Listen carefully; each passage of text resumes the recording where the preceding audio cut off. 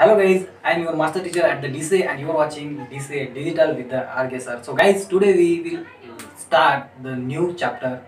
The name of the chapter is Periodic Classification of Elements. That means याला मराठीमधून मूलद्रव्यांचे आवर्ती वर्गीकरण असेही म्हणतात. Okay, so guys, before we start this chapter, I want to say that this chapter is very important for the 10th class and also this chapter is the base of the whole organic chemistry. That's why guys you have to fully concentrate on this chapter. So I'm going to start, but again I want to say that if you are new on our channel, so please subscribe our channel and get notification on our screen.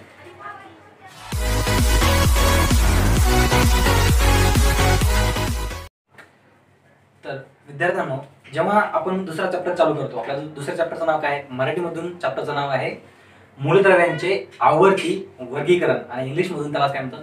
Periodic classification of elements. यामध्ये जे elements आहे, elements म्हणजे त्याला मूलद्रव्य म्हणतात, classification म्हणजे वर्गीकरण आणि पिरियोडिक म्हणजे आवर्ती. ओके, तर या पिरियोडिक क्लासिफिकेशन ऑफ एलिमेंट्स याचा मराठीतून अर्थ काय झाला? तर मूलद्रव्यांचे आवर्ती वर्गीकरण. तर हा चॅप्टर शिकत असताना तुमच्या पुस्तकामध्ये पहिल्या पेजवर एक क्वेश्चन आहे, पहिला क्वेश्चन. ओके, सेमीच्या पुस्तकामध्ये आणि मराठीमध्ये पण आहे तो क्वेश्चन, पण मराठीमधून आहे.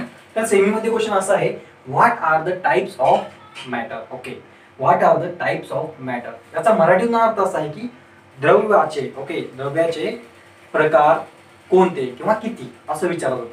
तर मॅटरचे जे टाइप्स आहेत, okay, there are the 4 type of matters. Actually there are the 4 type of matters. In that first one is you know about the 3 types of these are solids. Okay, first one is solid, ज्याला तुम्ही मराठीमधून स्थायी अवस्था म्हणता, बरोबर आहे नाही?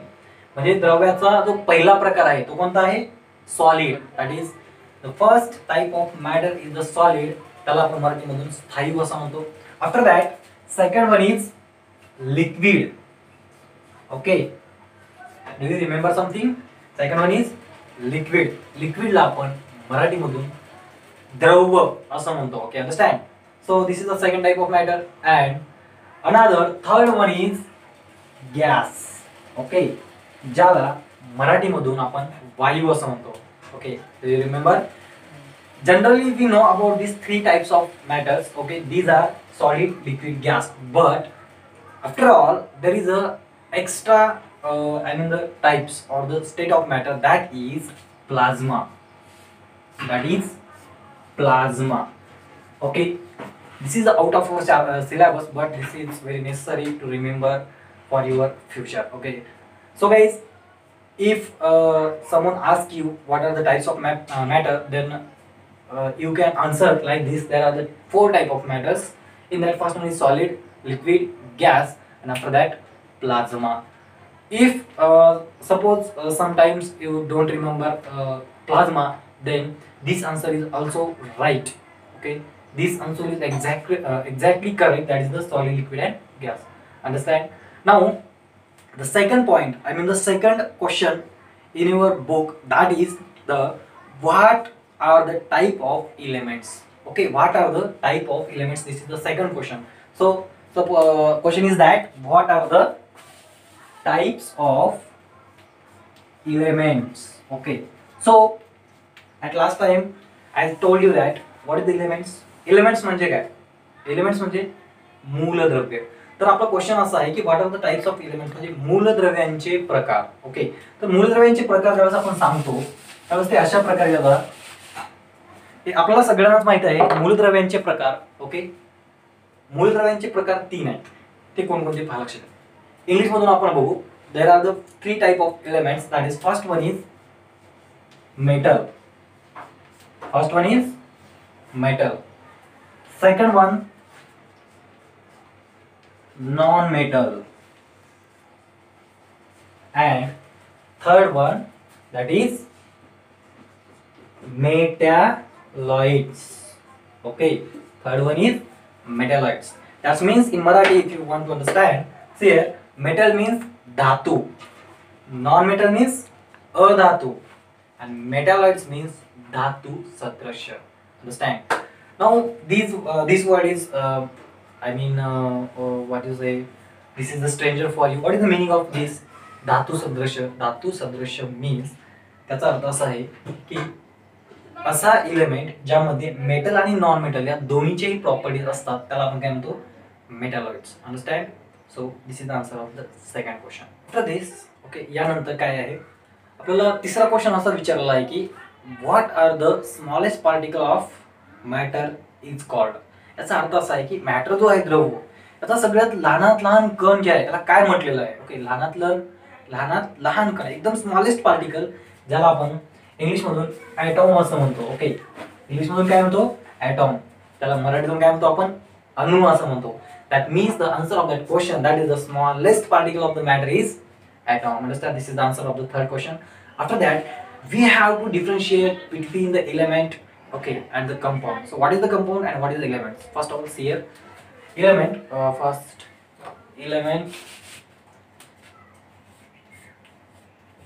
elements, okay, and compounds. Elements and compounds. आता हे काय आहे, okay, what is the element and compounds here. Elements, this is the elements. एलिमेंट्सला मराठीमधून मूलद्रव्ये म्हणतात. काय म्हणतात, मूलद्रव्ये.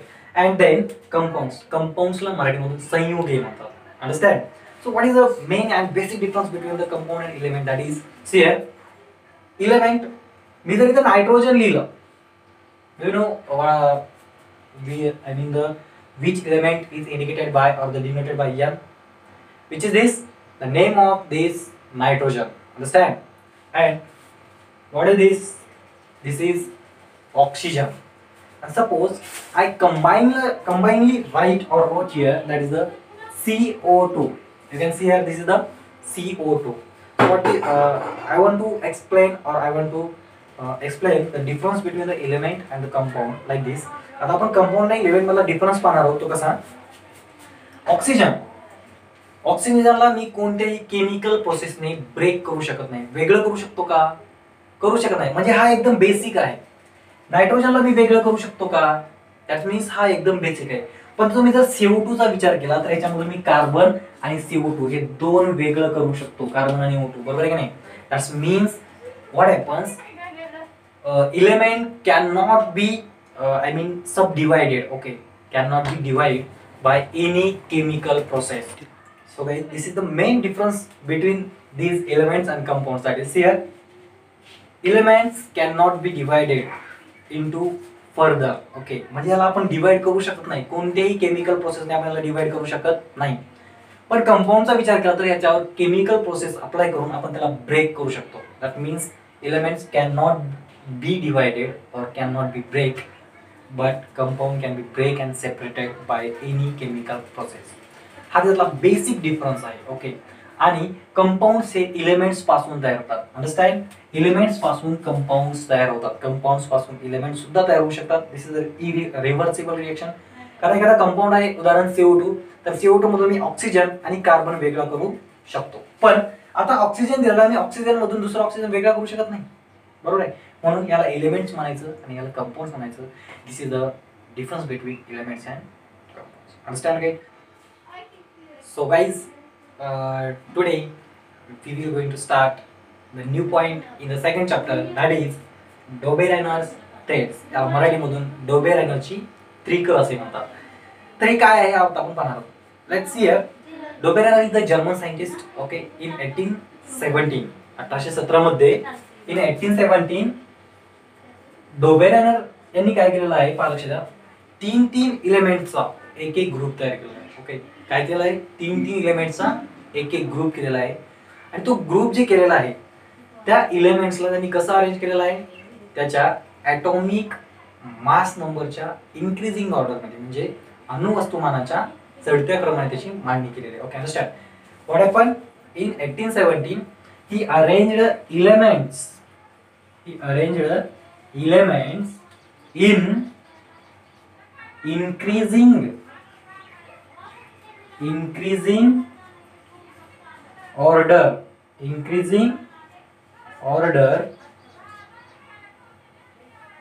of their atomic mass number. Okay, तरी 1817 मध्ये elements in increasing order of their atomic mass number. त्याने काय केले, मूलद्रव्य त्याच्या ॲटॉमिक मास नंबरच्या इन्क्रीजिंग ऑर्डर म्हणजे चढत्या क्रमाने मांडलेले आहेत. आणि त्यांनी जे तीन तीनचे ग्रुप्स मांडले आहेत, समजा हा ए, हा बी आणि सी, हे जे तीन तीनच्या ग्रुप, एका एका ग्रुपमध्ये तीन तीन मूलद्रव्य जे मांडले, या ग्रुपला त्यांनी काय म्हटलेलं आहे, या ग्रुपला ट्रेड्स असं म्हटलेलं आहे. काय म्हटलेलं आहे, ट्रेड्स असं म्हटलेलं आहे. ओके, त्याला काय म्हणतात, ट्रेड्स. मग पुढे पहा, या ट्रेड्सचं एक वैशिष्ट्य आहे किंवा त्याचा एक गुणधर्म आहे, ते काय आहे, लेट्स सी. आता एबीसी जे आहे, ओके, एबीसी आपण पकडू, these are the elements. Okay, we have to just suppose that these are the elements. Okay, suppose I wrote here elements A, B, C. Okay, and the atomic mass of A is 1, and atomic mass of B is suppose 2, and suppose this is the 3. Okay, suppose. Then what happen, there is a characteristic. अशी characteristic अशी आहे की जो middle element आहे, ह्याचा जो atomic mass number आहे, हा कशाचा बरोबर आहे, याचा ॲटॉमिक मास नंबर पहा, लक्षात द्या, म्हणजे बी इज इक्वल टू, याचा ॲटॉमिक मास नंबर कशाच्या बरोबर आहे, average of the summation of other two elements. Okay, म्हणजे अदर टू एलिमेंट जे आहेत यांच्या बेरजेच्या सरासरी एवढा आहे, अंदाजे. ओके, पहा लक्षात द्या, यांची बेरीज म्हणजे काय ना, A plus C. Understand? So what happened? Divided by 2. Average म्हणजे सरासरी आपण काय करतो, त्या संख्या किती आहेत तेवढ्याने डिवाइड करतो. ओके, तेच आपण खाली लिहिलं होतं, ते जागा नाही म्हणून आपण काय केलंय, आता वर लिहिलेलं आहे. पहा, B is equal to A plus C.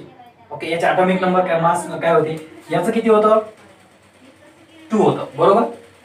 Is equal to A चा ॲटॉमिक मास किती होता, 1 होता, आणि C चा किती होता, 3 होता. Okay, divided by 2. आता 2 is equal to 3 plus 1 4 by 2. Okay, then 2 1 जा 2 and 2 2 जा 2. That means answer is 2 is equal to 2. Okay, 2 is equal to 2. आता हे कसं आलं पहा, लक्षात द्या. मग हेच सांगत आहे डोबेरेनरचं ट्रिक, जो ट्रिक आहे, डोबेरेनर ट्रेड्स जे आहे ते हे सांगत आहे. काय सांगत आहे, the atomic mass of middle element. जर तुम्ही ए बी सी चा विचार करता, मिडल एलिमेंट कोणता आहे, बी आहे.